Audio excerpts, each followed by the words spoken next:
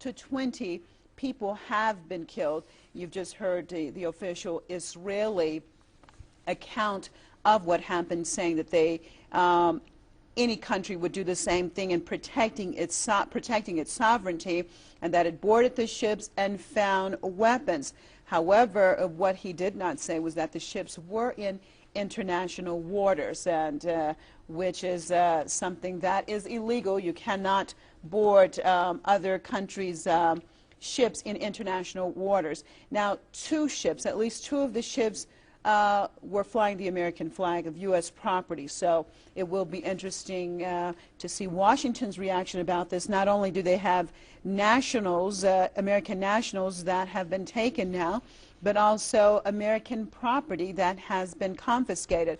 What our reporter told us today is Yusuf al-Halou from Gaza, is that the Israelis are saying that the activists would be sent back to their home countries after signing a paper. Now, we're not sure exactly what this paper is. Usually from before the Free Gaza movement, it was something actually taking the blame for going into Gaza. So we'll have to see exactly what the papers say.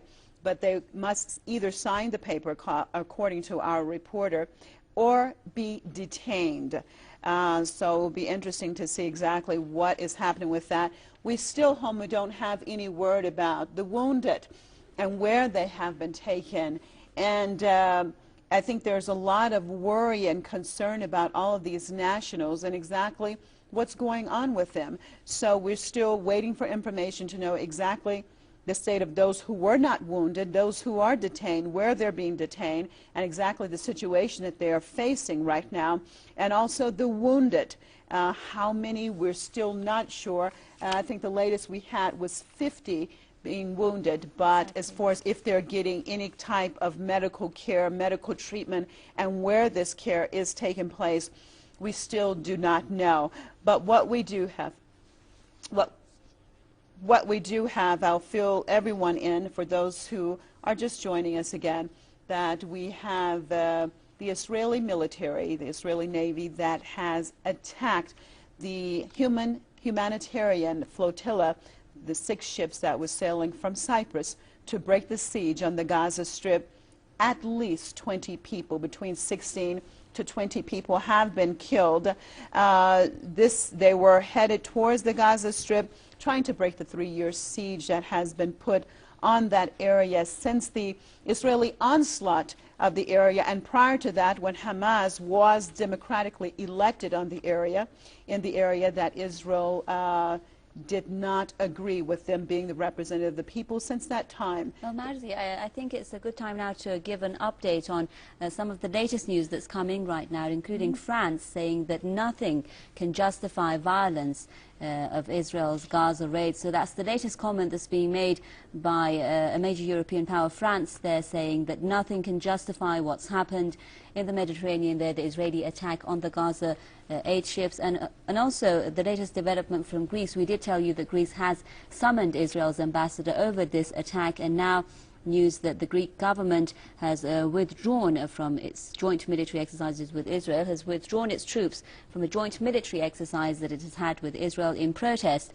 at Israel's raid on the aid convoy. And also President Ahmadinejad, the Iranian president, the latest remarks coming from him, he's been saying that the inhumane acts of the Zionist regime against the Palestinians and preventing humanitarian aid to the Gaza people does not show the strength of Israel, but it shows its weakness. The latest comments there by Iranian President Mahmoud Ahmadinejad, and also we had remarks by the Lebanese Prime Minister Saad Hariri, who's also come out with remarks slamming the attack and calling it dangerous and crazy.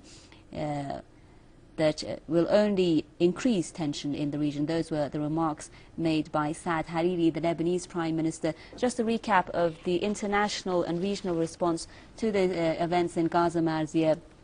The latest coming from France, saying that nothing can justify what Israel has done in terms of the violence that's been involved in this raid, at least 20 people reportedly being killed in this attack and including, I mean, these people who are on board these ships.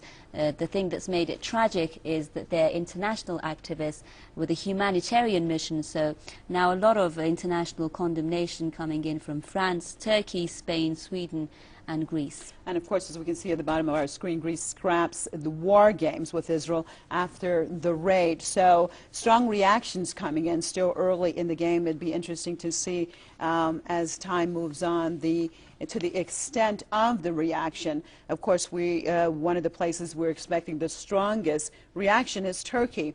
Of course, Turkey being one of the very few Muslim countries that have relations with Israel, but have been strained ever since the Israeli onslaught on the Gaza Strip. What we do know so far is that at least 9 Turkish nationals have been killed. We have 20 total that have been killed, 20 individuals, at least 20 that have been killed. And the ship that was attacked was a Turkish ship. So it will be very interesting to see Ankara's reaction. We have the Prime Minister of Turkey going back, cutting a trip short and trying to look at the situation and see what their next move will be. We're expecting strong reaction in the Middle East, throughout the Middle East already. We have seen some countries, well, even in Turkey, we have seen that demonstrators gathered and wanted to basically take over, I believe, the Israeli consulate there. So strong reactions. Of course, Iran has come down very strong on it. We haven't heard, I don't think, an official reaction. Have we had an official reaction from Kuwait? Because we do have several nationals, Kuwaiti nationals there. Exactly. There are 16 Kuwaiti people, including an MP there. Yeah. But the Kuwaiti cabinet is planning an emergency meeting, Marzia, on this recent raid. And of course, we're expecting an emergency meeting also in the Arab League. Syria has called on the Arab League to hold an emergency meeting to come up with a response to what's happened there along the Gaza coast. Yeah, so a lot of things happening today, and of course, we right here at Press TV will bring you the latest as we get it throughout the day.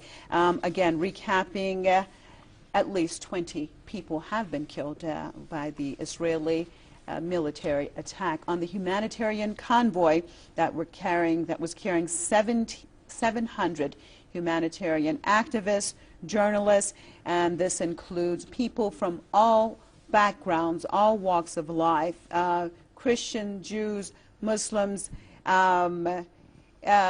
range of people. Their goal, they had stated, was simply to break the siege. There's been a crippling siege for 3 years on the Gaza Strip, and the goal of that flotilla was to break that siege. Well, that's the latest of what we have right now. And of course, stick with Press TV because we will be bringing you the latest throughout the day on this tragedy that has taken place.